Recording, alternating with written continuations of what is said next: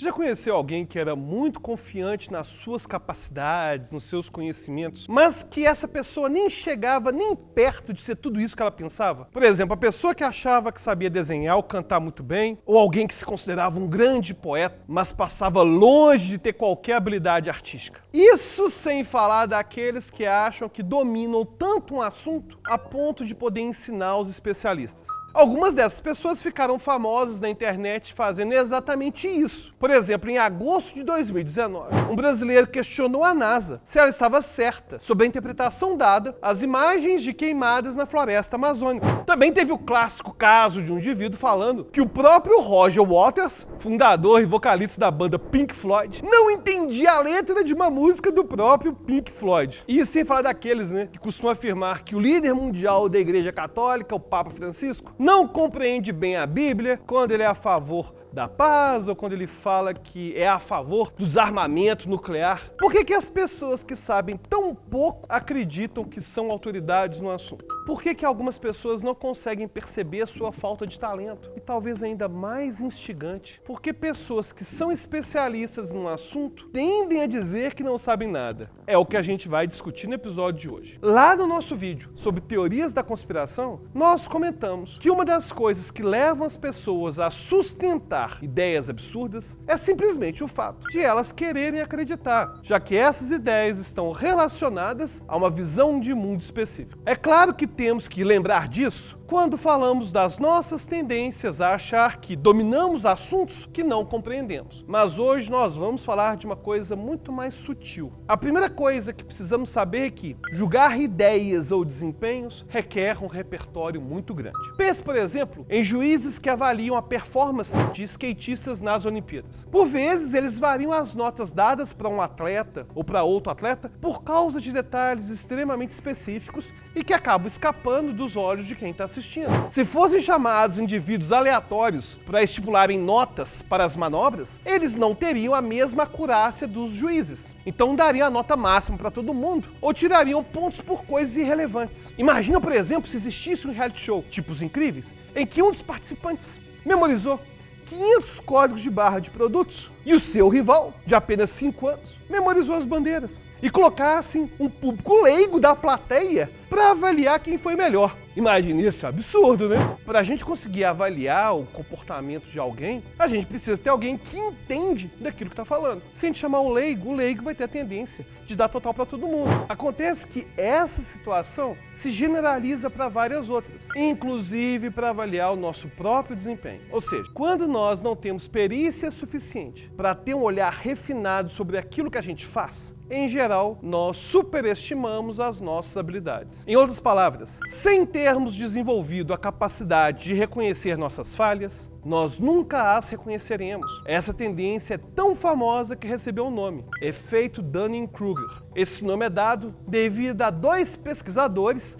da Universidade de Cornell, Justin Kruger e David Dunning. Em experimentos clássicos feitos com alunos de faculdade, eles aplicavam testes sobre os mais diversos assuntos e pediam uma autoavaliação, de tal forma que os próprios alunos tentassem prever como que eles se sairiam nos testes. E o que eles encontraram foi que os alunos que se saíam melhor nos testes tendiam a acreditar que eles iam tirar uma nota baixa, ao passo que os alunos com piores desempenhos tendiam a achar que tinham ido muito bem. E aqui nós já começamos a entender a principal explicação para aquelas pessoas que acham que dominam o assunto, quando na verdade são completamente ignorantes sobre ele. Elas não têm o conhecimento mínimo para perceber suas próprias limitações. Elas estão reféns do efeito Dunning-Kruger. E apesar de termos falado dessas pessoas como se elas experienciassem algo raro, esse fenômeno pode atingir qualquer um, já que não temos a capacidade de sermos especialistas em tudo. Essa ausência de perícia pode aumentar a confiança de alguém que não tem feedback algum sobre o seu desempenho. Por isso que pessoas cantam sozinhas no chuveiro e se sentem confiantes o suficiente para se apresentar em um programa de canto em rede nacional, sem saber que passarão uma enorme vergonha. Quem já assistiu American Idol ou chamado Ídolos aqui no Brasil, Já vi isso várias vezes, pessoas que eram completamente desafinadas e que se sentiam até mesmo insultadas quando os jurados diziam que essas pessoas não sabiam cantar. É muito provável que para essas pessoas, os jurados sejam os primeiros profissionais a fornecer um feedback real. E como não podia ser diferente, eles fazem questão de mostrar os pontos negativos. E por falar em feedbacks que apontam um lado negativo, eles podem até mesmo afetar aqueles que dominam consideravelmente uma área, o que os leva a acreditar que não são bons no que fazem. Nós falamos aqui de programas de cantores amadores, mas pense comigo, por exemplo, no programa MasterChef Profissionais. Nele, muitas pessoas talentosas ouvem críticas negativas em excesso e, por causa disso, chegam a acreditar que não sabem cozinhar e que nem deveriam estar lá no programa. Se dermos foco aos feedbacks negativos, pode parecer que a gente realmente não sabe nada. E aqui nós estamos próximo daquele outro lado do efeito Dunning-Kruger, quando pessoas com perícia subestimam as suas capacidades. Em alguns casos, no dia a dia, as pessoas até recebem alguma crítica construtiva, que poderia ser usada para se aprimorar, mas a falta de perícia e o excesso de confiança leva a encontrar uma desculpa para o mau desempenho. Por exemplo, imagine que um amigo te apresenta um desenho que ele fez